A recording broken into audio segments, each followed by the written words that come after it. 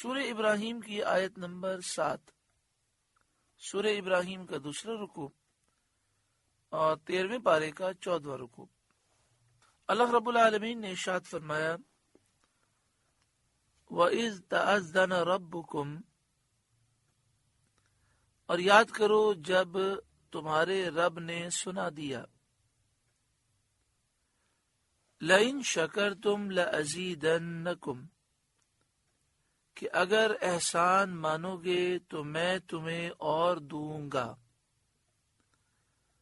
تم شکر کرو گے میں تمہاری نعمتوں میں مزید اضافہ کروں گا۔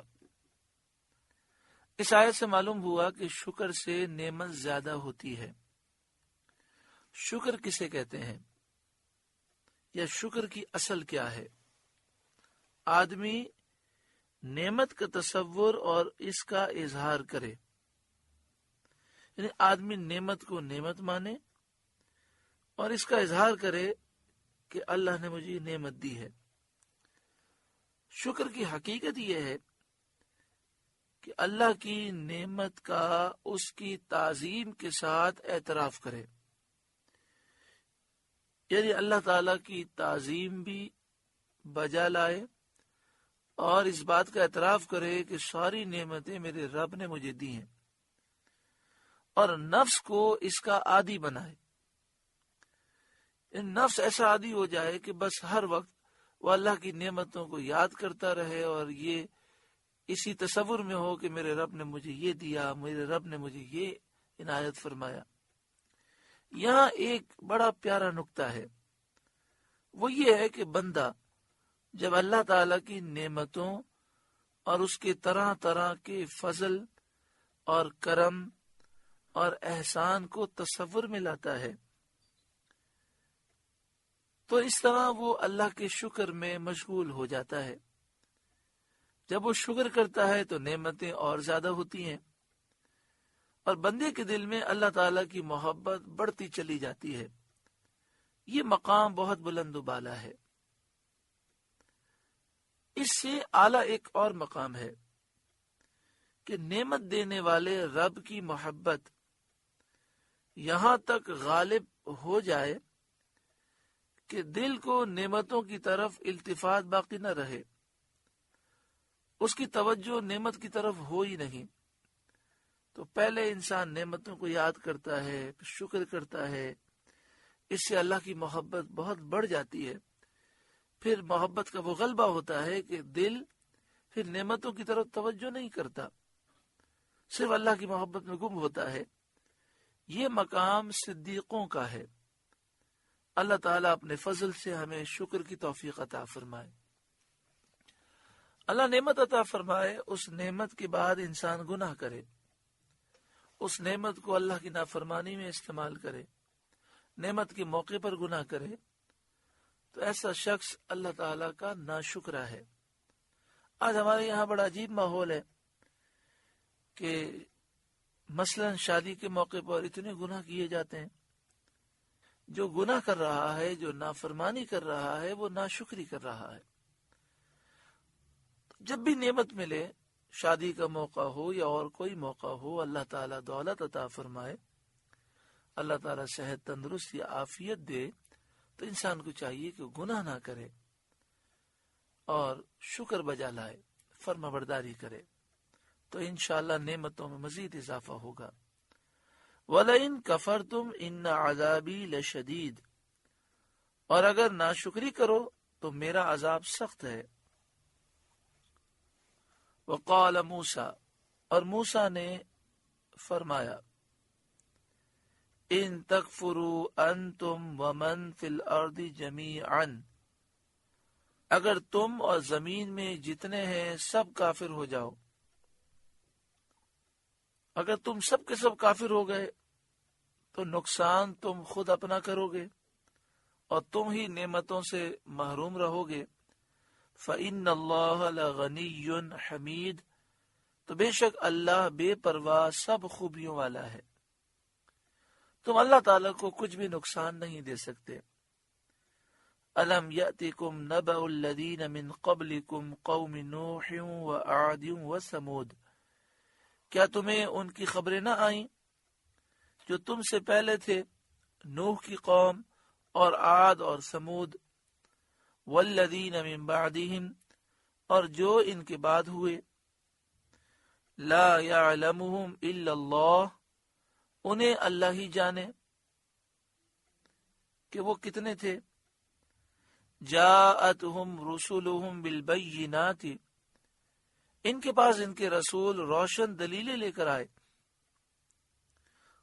اور رسولوں نے انہیں معجزات دکھائے، فردوا ایدیہم فی افواہہم، تو وہ اپنے ہاتھ اپنے منہ کی طرف لے گئے، یعنی جب رسولوں نے روشن معجزات دکھائے اور حق باتیں انہیں پہنچائیں تو شدت غضب سے وہ غصے میں آ کر اپنے ہاتھ کاٹنے لگے۔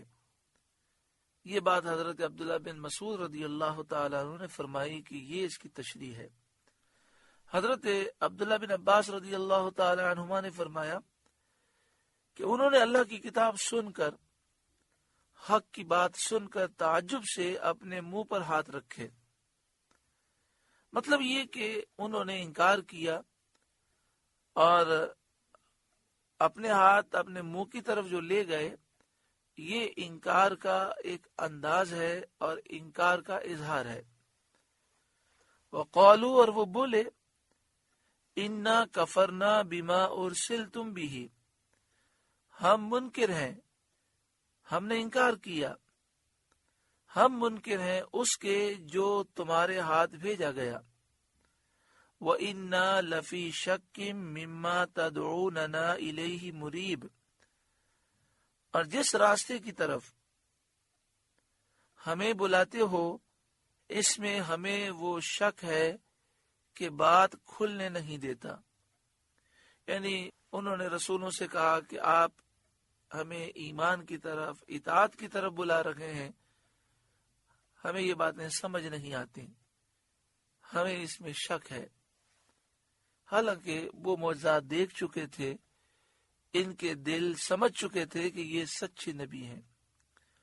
قالت رسلہم، ان کے رسولوں نے فرمایا، اف اللہ شکن، کیا اللہ میں شک ہے، کیا اس کی توحید میں تردد ہے؟ یہ کیسے ہو سکتا ہے؟ اس کی دلیلیں تو بہت واضح ہیں۔ فاطر السماوات والارض، آسمانوں اور زمین کا بنانے والا، یدعوکم، تمہیں بلاتا ہے، ایمان کی طرف، فرمانبرداری کی طرف، لیغفر لکم من ذنوبکم، تاکہ تمہارے کچھ گناہ بخشے۔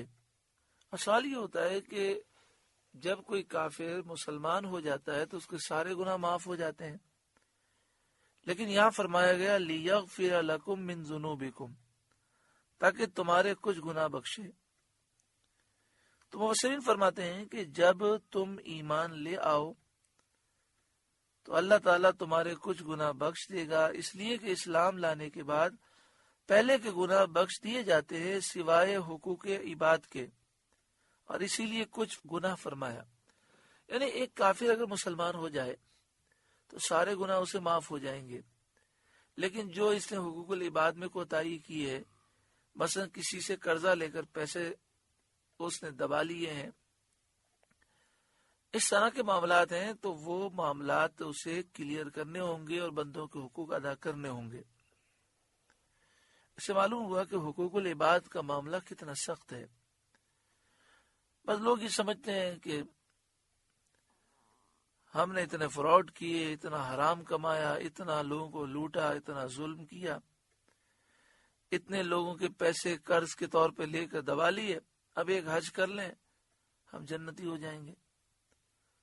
حالانکہ حج کی قبولیت کے لیے حج سے سارے گناہ معاف ہو جاتے ہیں، لیکن اس صورت میں جب حج قبول ہو، اور حج کی قبولیت کی نشانی یہ ہے کہ بندہ بندے کے حقوق ادا کرے۔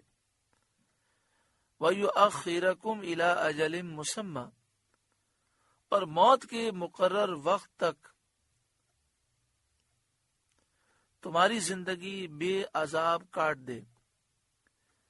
یعنی اگر تم ایمان لے آؤ گے تو جو تمہاری زندگی لکھی ہے وہ سکون سے گزرے گی، اور کفر اختیار کرو گے تو چین اور سکون سے تم محروم رہو گے۔ قالو، وہ بولے، ان انتم الا بشر مثلنا، تم تو ہم ہی جیسے آدمی ہو، یعنی ظاہر میں ہمیں اپنی مثل معلوم ہوتے ہو، پھر کیسے مانا جائے کہ ہم تو نبی نہ ہوئے اور تمہیں یہ فضیلت مل گئی؟ تریدون، تم چاہتے ہو، ان تصدونا عما کان یعبد آباؤنا، کہ ہمیں اس سے باز رکھو جو ہمارے باپ دادا پوجتے تھے، یعنی تم ہمیں بت پرستی سے روکنا چاہتے ہو۔ فَأْتُونَا بِسُلْطَانٍ مُبِينٍ، اب کوئی روشن دلیل سند ہمارے پاس لے آؤ جس سے تمہارے دعوے کی صحت ثابت ہو کہ یہ دعویٰ سچا ہے۔ کافروں نے جو یہ بات کہی، یہ صرف اور صرف عناد، سرکشی سے انہوں نے یہ بات کہی، حالانکہ انبیاء علیہ السلام روشن نشانیاں لے آئے، معجزات وہ دکھا چکے، پھر بھی انہوں نے نئی سند اور دلیل مانگی اور پیش کیے ہوئے معجزات کو جھٹلا دیا۔ قالت لہم رسلہم، ان کے رسولوں نے ان سے فرمایا، ان نحن الا بشر مثلکم، ہم ہیں تو تمہاری طرح انسان، یعنی اچھا یہی مان لو کہ ہم ہیں تو تمہاری طرح انسان۔ وَلَكِنَّ اللَّهَ يَمُنُّ عَلَى مَن يَشَاءُ مِنْ عِبَادِهِ، مگر اللہ اپنے بندوں میں جس پر چاہے احسان فرماتا ہے اور نبوت اور رسالت کے ساتھ برگزیدہ کرتا ہے اور اس منصب عظیم کے ساتھ مشرف فرماتا ہے۔ وَمَا كَانَ لَنَا أَن نَأْتِيَكُمْ بِسُلْطَانٍ إِلَّا بِإِذْنِ اللَّهِ، اور ہمارا کام نہیں کہ ہم تمہارے پاس کچھ سند لے آئیں مگر اللہ کے حکم سے۔ ہم معجزات دکھاتے ہیں، دلیلیں قائم کرتے ہیں اللہ کے حکم سے۔ وَعَلَى اللَّهِ فَلْيَتَوَكَّلِ الْمُؤْمِنُونَ، اور مسلمانوں کو اللہ ہی پر بھروسہ چاہیے، یعنی مسلمانوں کو چاہیے کہ وہ اللہ ہی پر بھروسہ رکھیں، وہی دشمن کا شر اور فساد دور کرتا ہے اور وہی دشمن سے محفوظ رکھتا ہے۔ وَمَا لَنَا أَلَّا نَتَوَكَّلَ عَلَى اللَّهِ، اور ہمیں کیا ہوا کہ اللہ پر بھروسہ نہ کریں، یعنی ہم سے ایسا ہو ہی نہیں سکتا، کیونکہ ہم جانتے ہیں کہ جو کچھ اللہ تعالی نے تقدیر میں مقرر فرمایا ہے وہی ہوگا، ہمیں اس پر پورا بھروسہ اور کامل اعتماد ہے۔ ابو تراب رضی اللہ تعالیٰ عنہ کا فرمان ہے کہ توکل، بھروسہ کرنا، بدن کو عبودیت میں ڈالنا، قلب کو ربوبیت کے ساتھ متعلق رکھنا، عطا پر شکر، بلا پر صبر کا نام ہے۔ یعنی آپ فرماتے ہیں توکل کسے کہتے ہیں؟ جو اللہ پر بھروسہ رکھتا ہے وہ اپنے بدن کو عبادت کا عادی بناتا ہے اور دل میں اللہ کی یاد اور پہچان وہ رکھتا ہے، ہر وقت اس کے دل میں اللہ کی یاد ہوتی ہے، معرفت ہوتی ہے، اللہ کی عطا پر وہ شکر بجا لاتا ہے، اور جب پریشانی آتی ہے تو صبر کرتا ہے۔ وَقَدْ هَدَانَا سُبُلَنَا، اللہ نے تو ہماری راہیں دکھا دیں، نجات کے طریقے ہم پر واضح فرما دیے، اور ہم جانتے ہیں کہ تمام امور اللہ کے قدرت اور اختیار میں ہیں۔ وَلَنَصْبِرَنَّ عَلَى مَا آذَيْتُمُونَا، اور تم جو ہمیں ستا رہے ہو ہم ضرور اس پر صبر کریں گے۔ وَعَلَى اللَّهِ فَلْيَتَوَكَّلِ الْمُتَوَكِّلُونَ، اور بھروسہ کرنے والوں کو اللہ ہی پر بھروسہ کرنا چاہیے۔ اللہ تعالی ہمیں بھی توکل کی نعمت سے مالا مال فرمائے۔ سورہ ابراہیم کا دوسرا رکوع مکمل ہوا۔